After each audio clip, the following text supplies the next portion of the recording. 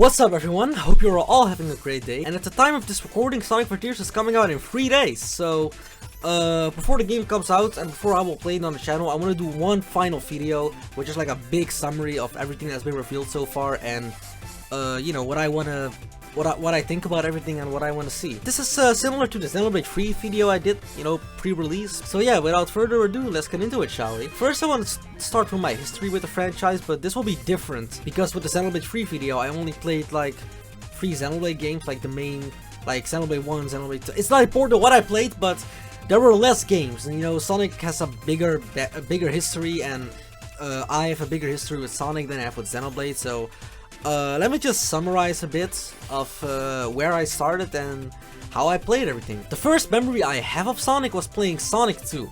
Now, I didn't really fall in love with Sonic at that point because I was enjoying it, but back then I was still more like a Nintendo kid, you know, I was like Mario, but Sonic wasn't really like my main game back then. But I think it changed when I played Sonic Rush on the DS, and I was like, whoa, he's so fast, whoa, this is amazing.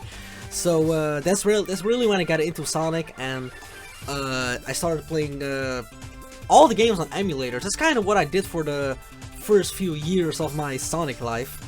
It was Sonic 1 on the emulator, Sonic 2, Sonic 3, Sonic 3K, Knuckles Chaotix somehow, and my favorite of all, Sonic 1 Tikal. Yeah, I always wanted to play that one the most because I don't know, I just like playing as a different character, which doesn't really mean much in the franchise nowadays, but that's a topic for another day. So the first console Sonic game I ever played was, I don't remember actually. I have the earliest memories with, I think it was Sonic Colors or Sonic Unleashed Wii. It's one of the first two, but after I finished Colors, I played Generations, and I saw all these levels in Generations, and back then, I didn't know Generations was a anniversary game, so when I played Generations, I was like, whoa, these levels are great. But then I was going online and was looking at all the levels, and when I saw that all these levels were from previous games, I was like, oh my god, I need to play all these games. And so that's where I really fell in love with Sonic. That's where it became my favorite franchise. The storytelling, the characters, the locations, the gameplay. It was really a different thing for me back then because I was just used to jumpy Mario and all that kind of stuff. But like a big skill story was new for me. I remember the first game I played after Generations on console was, if I remember correctly, Sonic Unleashed, which is now my favorite Sonic game. And after Unleashed, I played the Black Knight and Secret Rings. Secret Rings was ass, Black Knight was amazing. I really like Black Knight. For what it was a really great experience. And then I played another games here and there, Sonic 06, Sonic Riders. I was really getting into Sonic big time, looking up the lore online, looking up speedruns. It was really a turning point for me in my life, actually. A few years later, now here we are, Sonic Frontiers, the next mainline game in the franchise. Like I said before, I'm gonna do this pre-release summary in like a similar way to the Xenoblade 3 video, where I just talk about the story and the locations, gameplay, all that kind of shit. So, without further ado, this might sound weird, but the story might interest me the least. Like, it's still one of my favorite things about Sonic, you know, that's why I said before, that's why I became in love with it in the first place. But I haven't really seen much of the story, and I don't really have a clear idea of how the story is gonna go, you know. Like, I always like predicting the story pre-release, like I did with Xenoblade 3. I don't really have a way to predict what's gonna happen. I mean, I know that in the story, we have to collect Chaos Emeralds, we have to defeat the Titans, we have to free our friends, and we have to defeat Sage. But yeah, aside from that, I don't really know where the story can go, if I'm being honest. Like, there's not really much to theorize other than maybe we'll get a new Sonic form. One prediction I have is that something's gonna happen to Sonic at the end of the game, because when he frees his friends, something dark is flowing into him, like he said, haha, zappy stuff. But I think in the beginning of the game he's laughing it off, but like later in the game it really hits him hard. But that's really all I can think about. I don't know what they're gonna do with Eggman in this game. I don't really know what importance the Chaos Emeralds will have outside of becoming Super Sonic. But it is strange that they went to the islands themselves, according to tales. So maybe we'll see the backstory of them. That's really my main theory right now, that we'll see the backstory of the Emeralds. Yeah, other than that, I'm just waiting for the game to actually see how the story is gonna play out. But I do have something to say about the Starfall Island, so let's go on to the locations. I just want to say I really love the dark tone of the location in this game. Like I said, my favorite era of Sonic is the Dark Age. Like not really the Dark Age, but like more from 2000, 2001 with Sonic Adventure 2 until Sonic Unleashed. Like the darker tone those games have, that's really my Sonic. That's the Sonic I love. So it's great to see a darker tone again, and that's really reflected in the islands. If you ask me, because I just really love how realistic they look. A lot of people said they don't like it and that it's not Sonic-y, but I'm gonna be honest. I've had kind of enough of all the colorful locations, and I know that's really kind of what Sonic is known for nowadays, but that's not really what I know Sonic for. So it's really nice to see the dark locations again. If I have to rank what I think of the appearances so far, I think my favorite so far is Chronos, because it really gives me the open world vibe, if you know what I mean.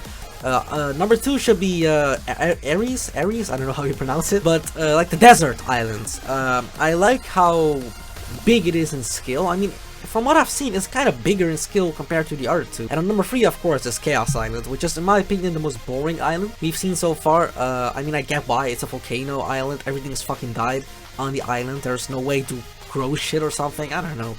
But yeah, man, I really love the vibe the islands give off. Like, there's a sense of mystery to them. You have a feeling that there's more going on than just Sage and her robots, like a bigger history.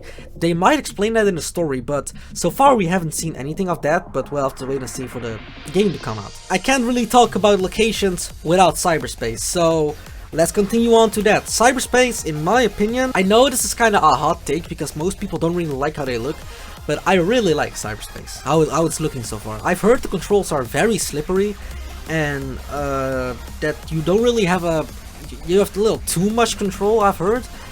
But I don't know, man, I think I can work my way around it, because when it comes to the boost levels, that's kind of my cup of tea when it comes to Sonic. I like all arts, I like all gameplay styles, but I'm really sucked in when I'm playing boost levels, so cyberspace is like a fun distraction, and I really hope they do it in more games afterwards. The things I don't like for cyberspace, I gotta be honest, is the level themes. Now, I don't mind them reusing the level layouts, because in the story context of it being Sonic's memories, it makes sense. Except for Skyrill, because there was Shadow's level, but I'm not gonna complain, But when it comes to the teams, I remember Some Call Me Johnny saying something about there only being 4 teams, that being Green Hill, Chemical Plant, Sky Sanctuary, and the City. Now, this really sucks in my opinion, because I really expected something like Null Space, if I'm being honest. Or at least something like how the robots look in Sonic Frontiers. Now, I don't really even mind them reusing old levels, but the problem is they're using the same one over and over again. It gets really tiring after a while. I am not happy that Green Hill is the first level of the game again. You know, there's nothing we can do now. All we can do is really judge them for what they are, and for what they are, they look fine. I'm assuming I'm gonna enjoy them, but you know, yeah man, we'll just have to wait and see and play them for ourselves. Now, we've talked about the story, we've talked about the Starfall Islands, and now we're gonna talk about the characters. There are a lot of newcomers in this game, like Sonic, Amy, Tails, Knuckles, and Eggman, but there are also some returning characters from the old games, like Sage and the Coco.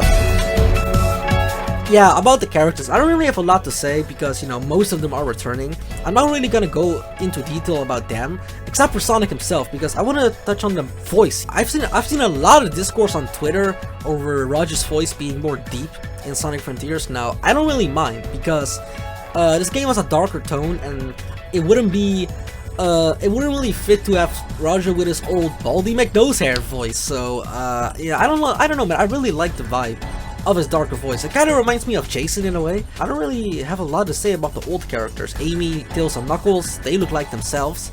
I don't really know what's Eggman's up to, because we haven't really seen him. Because, I don't know, maybe he's trapped somewhere. I think he's trapped in cyberspace, but we haven't seen that yet, so guess we'll just have to wait and see. The characters I want to talk the most about are the new ones. We have 2 new characters for Sonic Frontiers. Guiding Voice, Sage, and yeah, I don't really count them as big characters, but we also have the new Coco and the Elder Coco, and the Titans don't really have a personality of themselves, they just more do what Sage says. So, yeah, I don't really count them as characters, but their designs are fucking cool so far. Sage, I really love her design. I've said this again and again and again in my previous videos, but I really do mean it, because the vibe she gives off is so mysterious, you know, it really fits the tone of the story. Her henchmen are all the same color as her, so I really like that too. I don't really know what her plan is so far, because all we know is she's trapping the characters, but that's about it. We have also seen her tell Sonic to leave the island. She says that Sonic is doing something wrong or something, but I don't really know where it's heading. But that's what I like, kinda. I really like uncovering the story ourselves, so yeah, I can't wait to see where they're going with her character. The guiding voice, guiding Sonic, of course. Now, I don't really know what to say about her, because it's only a voice, and we've only heard her speak about, you need to do this, Sonic, now do this, and now you should do that. Like, I don't know what to say about her. She's more like, yeah, a guiding voice. She's like a narrator in some way. Sage looks cool, the Cocos look cool. All the returning characters are amazing as always. So yeah, all the characters look fine. I love the returning characters, I love the new characters. They look good so far. But now let's continue on to the music, because I have the most to say about this. Really love how much genres of music is in this game. Like, you have heavy metal rock type music, lo-fi music, EDM, I'm just gonna call this one open world. Like, there's a lot of different music styles in this game, and I've heard there's even more than we've already heard, so I'm really interested to see what kind of music is in the game. Since the game was already leaked, a lot of people are saying that the Titan boss has a really good song, but I really want to listen to that when actually playing the game, because I remember Sam Procrastinates saying on Twitter, because he already beat the game, that the music really enhances some parts, so I really don't want to listen to them separately. But yeah, man, apart from that, the music we have already heard is great. Like, personally, I don't really listen to EDM, but when it's in a game and when it's good music, yeah, then I like it. I really love the cyberspace music. I already did a video about that one. You can check it out, maybe something in the corner there, I don't know. I really like the open world music. Now, I'm happy they didn't go for like simple piano keys and that's, you know, I really like that it's an actual song, you know, for Chronos, for Ares, and for Chaos. Now, I haven't seen the Chaos Island gameplay, like I said, because I want to explore that myself, but I heard the song for it and it sounds good. I mean, I like how the open world music is really atmospheric, you know, it fits, but it's still a song, so that's what I appreciate about it. You know, I can't talk about the music without mentioning the main theme here. Now, in my opinion, this is the best Sonic song we've had since Endless Possibility. Now, Fist Bump was alright, and before Fist Bump, we didn't really have any other sung main themes, aside from Reach for the Stars, and I like that song. But like, when I want to have an actual Sonic feeling, like a hype adventure, I really think of Endless Possibility, and that's what this song really reminds me of. Now, I listened to the full version. I really tried to stay away, but I had to listen to it, and man, it sounds amazing, man. I really can't wait to see where it plays in-game. So yeah, all around the music is great, and I do have some wishes for the music though. My number one wish is that there are like a lot of leitmotifs from the previous games. Now, I'm not really a nostalgia pandering guy, but I really love that some callbacks are, you know, subtle. You know, it's not really a big thing. It's not really a big thing to notice. Like, well, you notice it when you're a fan, right? So it will be nice to hear. I don't know. It doesn't matter. A little jingle when he's talking, or maybe open your heart when talking about the Chaos Emeralds. I don't know, something like that. The second thing I want is for the Starfall Islands theme to be used a lot, kind of like World Adventure in Unleashed. For those who don't know, World Adventure was kind of like the second main theme of the game. You know, the non-vocal one, which plays in a lot of scenes and has a lot of leitmotif versions. And it's kind of the main theme of the game, even more so than Endless Possibility, if you ask me. The Starfall Islands have their own theme, and I noticed there's a lot of potential for it to be used in cutscenes and in battles and locations, and I really hope they utilize it a lot. And my final wish for the music in this game is I really want I'm Here, a orchestral version, to be the final boss theme. Now, for those who have seen the final boss, do not spoil me in the comments, please. Yeah, I really hope that's the final boss theme, because I always love it when the main theme is the final boss theme. It really feels like the adventure has led up to that moment, you know what I mean? But yeah, man, so far all the music sounds great, and that's all I really have to say right now. I can't wait to hear the rest in game. So I finished talking about the story, I finished talking about the Starfall Islands, I finished talking about the characters, I finished talking about the music. So that means there's only one thing to talk about left, and that is, you know, the most important thing in any game, the gameplay. The gameplay of Sonic Frontiers I don't really have an image of it yet. Now, I've seen a lot of gameplay without story content. Like, I've seen a lot of gameplay, battle against enemies, battle against Asura, all that kind of shit, and it looks great, but the thing I'm worried about is the movement. Now, I don't really think it's gonna be immersive, because when I look at gameplay, like when I see someone do the drop dash, and it feels so, how do you say this? It feels so fake, automated. I don't really have a sense of momentum, a sense of speed going downhill with a drop dash when seeing it. Now, like I said, I haven't really played the game yet, but a lot of people are saying it feels good. But I'll just have to make my own opinion about it. But so far, it doesn't really look that fine to use. I don't think I'm gonna use it as much as the boost. But we'll just have to wait to see about that. Maybe there will be a big turnaround when I stream the game, but who knows. Speaking of the boost, running around looks great. It's really how I imagined an open world Sonic game to be. I don't know if we're gonna be able to do some sick ass Sonic CD shit like in the intro, but from what I've seen so far, it looks very immersive. That part looks immersive. I like running around on the hills, on the walls. Grinding around, just exploring overall looks fun to do. Outside of, you know, running around in the open world and in the cyberspace, we also have the combats. Yes, combat is like a big part in this game. The last time we had combat this big was in Sonic Unleashed. Now, I really like the Werehog, all the combos you could do. The level design was great, the music was great, and just the atmosphere overall was great. But this is not about that. This is about the combat in Frontiers, and it doesn't really look as good as the Werehog's combat. The combat in Sonic Frontiers looks kind of automatic and button mashy. Now, I don't really know if this is the case, because, like I said again and again, I haven't played it yet, but from what I've heard from people, it is very button mashy. Like, Some Call Me Johnny said it's like Shadow in Sonic 06, where you have to spam the homing attack, punch kick thing, and that kind of worries me. Now, I really hope the skill tree makes a difference, because obviously it will, but how you perform the moves in the skill tree, that's what I'm also worried about, because I don't really know how that's gonna work, you know, when the X button is the only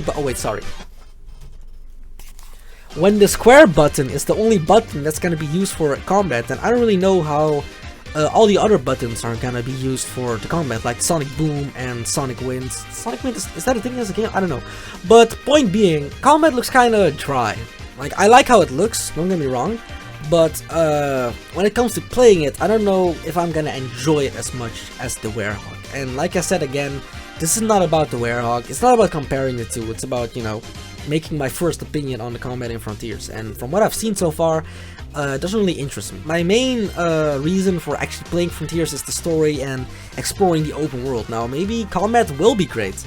I have a feeling it will be, because, like, as you know from my reaction video, I was extremely excited about that trailer, but you know, when actually playing it, I've been rewatching the trailer again and again and again, and the more I've been looking at it, the more dry it looks. But I'm just gonna end this section off, because like I said before, I still haven't played the game yet, so I'll just have to wait and see. But combat looks okay, exploration looks really fun, cyberspace looks fun, and yeah, man, that's all I really have to say about the gameplay right now. And with that, I think I covered everything. So, in conclusion, please let this game succeed. I really want this game to be good. Now, one of the first things I thought about, if it will sell well. Now, I think it will, because, you know, there's a lot of Sonic fans out there. Even if non-Sonic fans wouldn't buy the game, I think the Sonic fans alone would have made the game succeed. But I really hope this game is also a hit with general audiences, you know, because Sonic didn't really have a good game in a while now, because I don't really count Mania as mainline, I really count it as like a spin-off, like a little side game, you know. But when it comes to the mainline games, Sonic hasn't been doing well, and I really hope Frontiers changes that. Let's hope it succeeds. And yeah, man, that's all I really have to say right now about Sonic Frontiers. I can't wait to play the game. Not only because it's a new Sonic game, but we've kind of come full circle, because despite the fact that I'm a Nintendo channel, the first video I made was about Sonic Frontiers. It's kind of funny how we've become full circle if the game comes out than when I played on the channel. But yeah, man, let's hope all my hopes come true. If you're new to the channel, the streams will be like my Xenoblade free streams and my Splatoon free streams. But for those who know how it's gonna go, just drop in if you want to watch I mean, all viewers will be appreciated, you know, because I have a feeling this game is gonna be something wild when it comes to my reaction, so we'll just have to wait and see for that. But yeah, man, with all that being said, thank you all for watching, have a great day, and I'll see you all on the other side. Peace.